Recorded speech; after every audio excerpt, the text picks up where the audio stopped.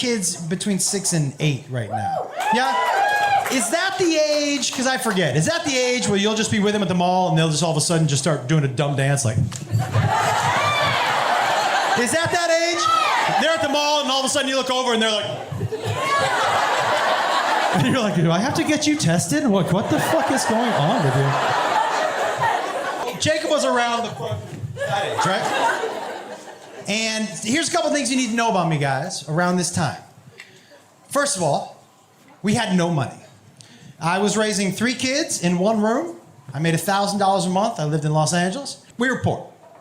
And so Jacob had a Game Boy. Game Boy cost $200. That was a fifth of what I made every month. It was a big purchase for me, okay? First thing you need to know. Second thing you need to know.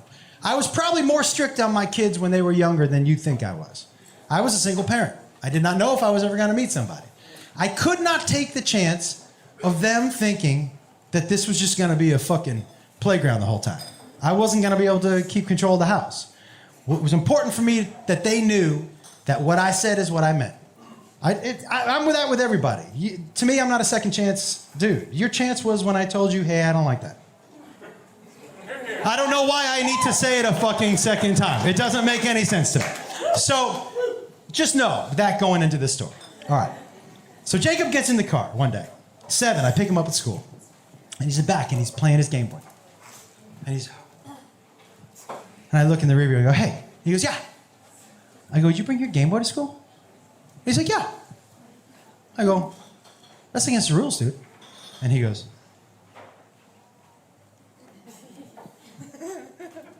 how do you know the rules?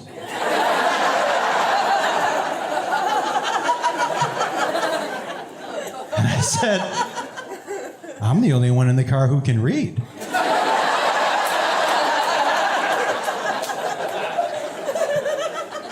I know the rules, you know? And I go, you know you're not supposed to bring that. He goes, yeah, but it doesn't matter because they didn't catch me. And I go, I want to let you know that's not the point of rules. And I said, and just because that's your attitude, I'm going to take a stand here. And I'm going to tell you right now, you bring that to school again. I catch you bringing that to school again. I'm throwing that away. By the way, parents, you ever promise a punishment and as soon as you do, you're like, fuck. The worst was grounding because you're like, fuck, I guess I'm grounded too. Fuck. That first time you ground your kid, you're like, wait, did I fuck me up too? Holy shit. Oh, you start thinking of different punishments. You're like, I don't like grounding anymore. That's not good. I don't like that one. Yo, I grounded him for a whole summer and I realized I'm grounded too this whole summer. Oh no. So I tell him, I go, I'm gonna throw that away. Don't bring it to school. And he said, okay. The next day, he goes to the bathroom, we're going to school, and he leaves his backpack up against the door. Now, I will tell you something else, guys. I was a proud snooper through my kid's shit. I will tell you this, I never snooped to bust them on regular teenage kid stuff. I snooped just in case they were doing something that I thought was dangerous. That was it. You were allowed to be a dumb teenager. You never got in trouble with that at my house. But if you were going to do something dumb, I needed to be there and know. And so I snoop. I look in his bag. And there's the Game Boy. And a $20 bill. I'm like, where the fuck did he get that? Oh, I took that.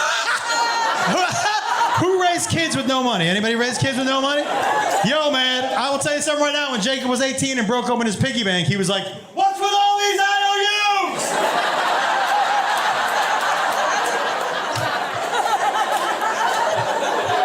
What does he need a $20 bill for? He's fucking 5, you know? So I see it. And I don't want to bust him because then he's just going to hide it better next time. He needs to come clean. So we get in the car.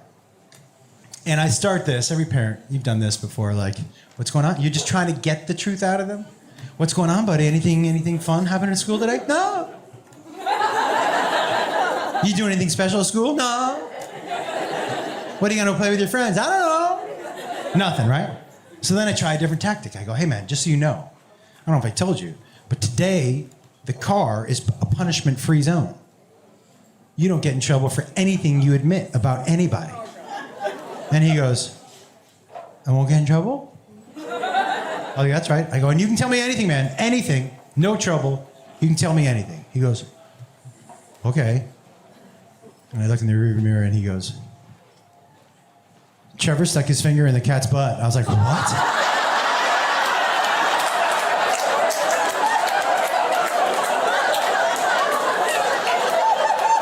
First of all, we don't have a cat, so... You know that neighbor cat was like, I'm not going to that fucking yard again!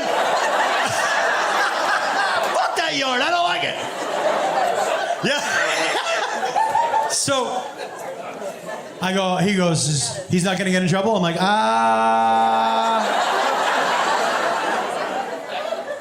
was like, well, I'm not shaking his hand later, but...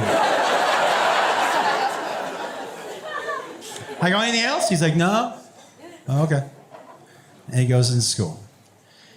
So I call my dad, which I always do with parenting questions. And I said to him, I told him what the deal was. He goes, you have two options. You can bust him, or you just pretend like you didn't see it. But if you do that, just know he's going to think he got one over on you. Can you handle that?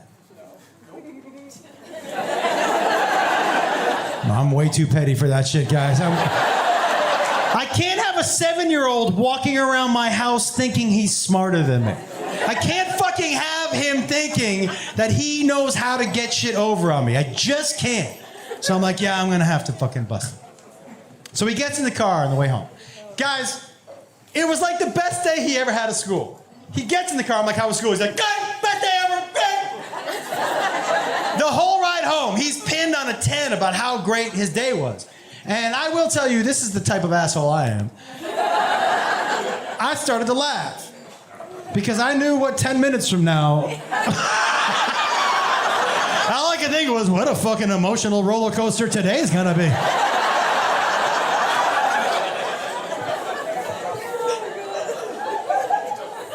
So he gets in the car, we're driving home, super psyched. We get into the garage, we take the elevator up to the 3rd floor. We're walking down the hallway. And we get to the trash chute. And I say to him, I go, hey man. He's like, yeah. I go, you want me to throw out the Game Boy you want, or you want to? And he looked at me. Just one last ditch. He goes, what Game Boy? I said, the Game Boy in your backpack. Now, anybody in here ever lie to their kids before and tell them you had special powers because you didn't want to explain anything else? At one point in time, I had told Jacob I had X-ray vision. So I go, the Game Boy in your backpack, and he goes, I forgot about your X-ray vision.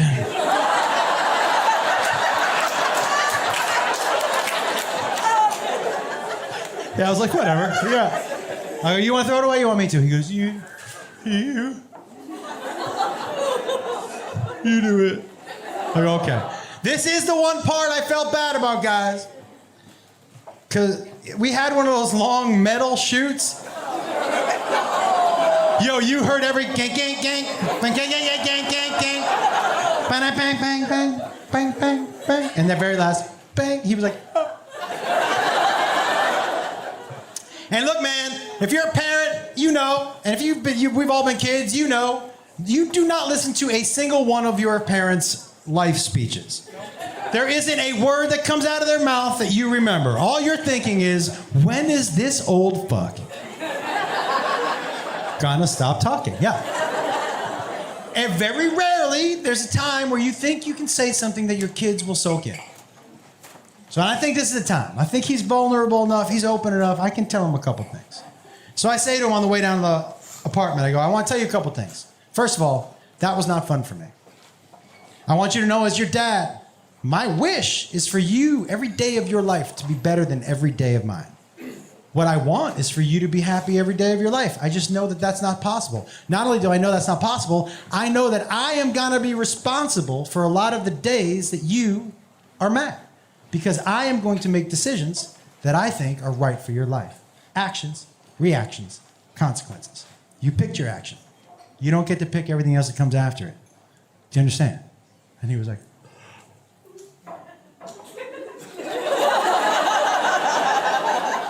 and we get into the house. And I go, tell me what you learned. He goes, okay.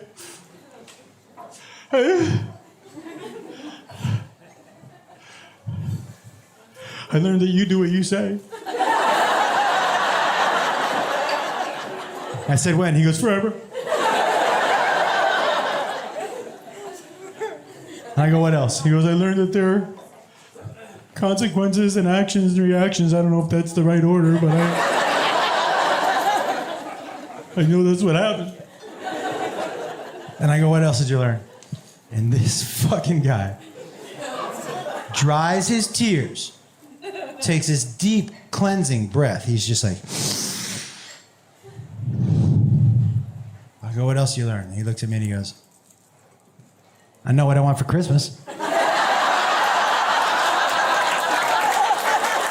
Guess who was dumpster diving an hour later with the fucking peas and carrots? Now, I want to tell you guys something. The reason I've waited a long time to tell that story. You know, I love telling stories. To me, the biggest challenging stories are the ones that where you're counting on a laugh at the end of the story to carry the whole story, right? Because if that laugh doesn't work, that's a fucking TED Talk. Yeah.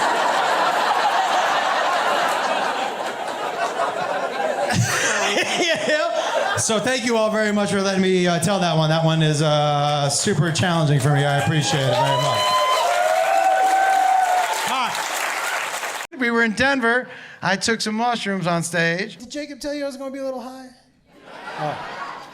I played a song mid-set.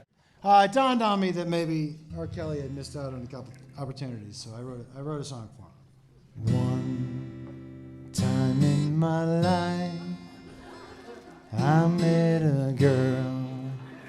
We went back to my place. And then at the end of the set, I was like, I'm going to close with a song, and I played the same song because I forgot that I had played it. R. Kelly missed out on a couple opportunities. I'll land the plane, everybody. It's all right. It's totally okay. I just think that he left a couple hits out there, so I wrote one for him. One time in my life, I met a girl. We went back to my place. We were rolling around. She stopped the fun. She said right to my face, pee on me. And then the crowd started singing along, and I was like, holy shit, all right. I'm into that. Unless you just ate asparagus. I was like, this song's really catching on. I had no idea. But they had just heard it 5 minutes before, but that was why they were singing along. Eddie, I wanna get peed on. And I got a little stage fright. Yeah, nothing came out. It's hard to pee when a stranger is staring at you. And I didn't know till after the show. He goes, hey, you know, you repeated that song. I was like, what? He goes, you played that song twice. And then I was like, oh, right. I was like, you're not wondering why they were singing along? Yeah, to dude, the it song? felt so good. Are you kidding me? That is ridiculous. And I said, okay, but it's hard to pee on someone else when you have got a full erection. All right, that's all I got for that song. All right, everybody. I had a good time with you tonight. I hope we see you out there. That was quite a mushroom show, man. I don't know if I was up here for, it feels like 5 minutes or, but I look at the clock. The clock does not say 5 minutes. But I thank you guys for sticking it out. That was amazing. Thank you.